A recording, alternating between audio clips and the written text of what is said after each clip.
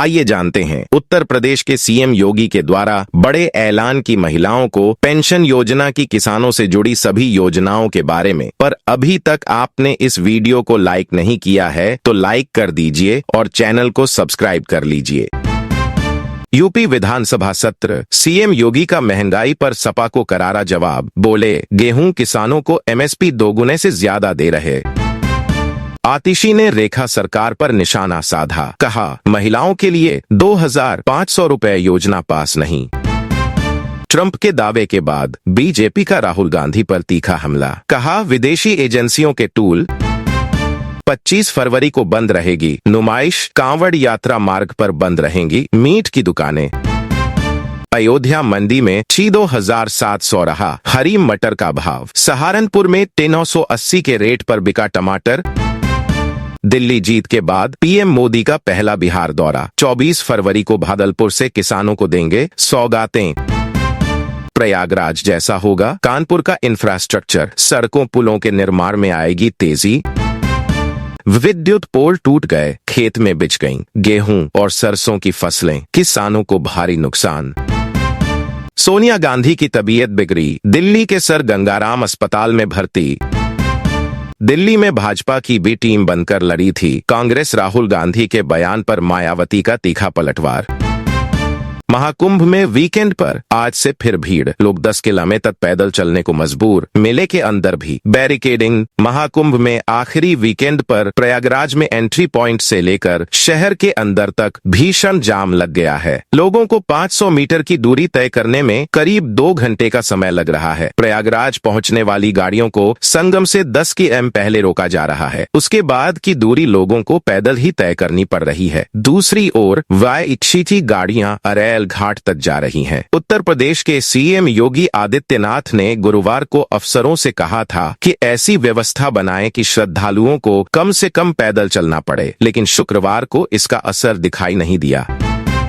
कुंभनगरी को सीएम योगी की सौगात। 600 करोड़ से ये हाईवे होगा 4 लेन। रोजाना फर्राटा भरते हैं 30 से 35 हजार वाहन प्रयागराज से मिर्जापुर की राह। प्रयागराज मिर्जापुर हाईवे का शेष भाग भी अब 4 लेन होगा। इसके लिए 600 करोड़ रुपए खर्च किए जाएंगे। बजट में पेश भी कर दिया गया है। पहले चरण में 10 किलोमीटर तक इस सड़क को 4 लेन किया जाएगा। लोक निर्माण विभाग का NH खंड यह कार्य कराएगा। पहले फेज का निर्माण शुरू करने के लिए DPR बनाकर मंत्रालय को भेजा जा चुका है। अगले वित्तीय वर्ष में प्रयागराज मिर्जापुर सड़क का कार्य शुरू हो जाएगा। निर्माण शुरू होने पर 6 माह तक निर्धारित दूरी का काम पूरा करना होगा।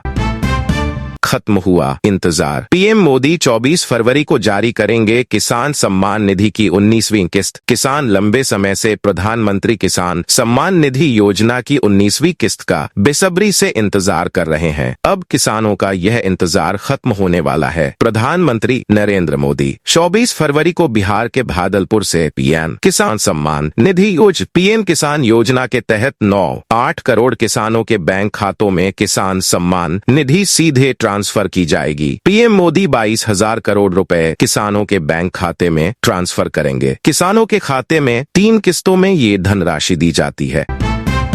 सीएम योगी आदित्यनाथ का कड़ा संदेश। बोले, जन आस्था का सम्मान लेकिन अराजकता बर्दाश्त नहीं। उत्तर प्रदेश के मुख्यमंत्री योगी आदित्यनाथ ने आगामी महाशिवरात्रि, होली, चैत्र नवरात्र, रामनवमी, रमजान, नवरोज समेत अन्य पर्व त्योहारों की तैयारियों को लेकर उच्च स्तरीय बैठक की। इस दौरान उन्होंने सुरक्षा और कानून व्यवस्था को लेकर सख्त निर्देश जारी करते हुए कहा कि जन आस्था को पूरा सम्मान मिलेगा, लेकिन अराजकता स्वीकार नहीं होगी। मुख्यमंत्री योगी ने कहा कि महाकुंभ को सफल बनाने में दैनिक वेतनभोगी कर्मचारियों की अहम भूमिका है, इसलिए उनके मानदेय भुगतान में कोई देरी न हो।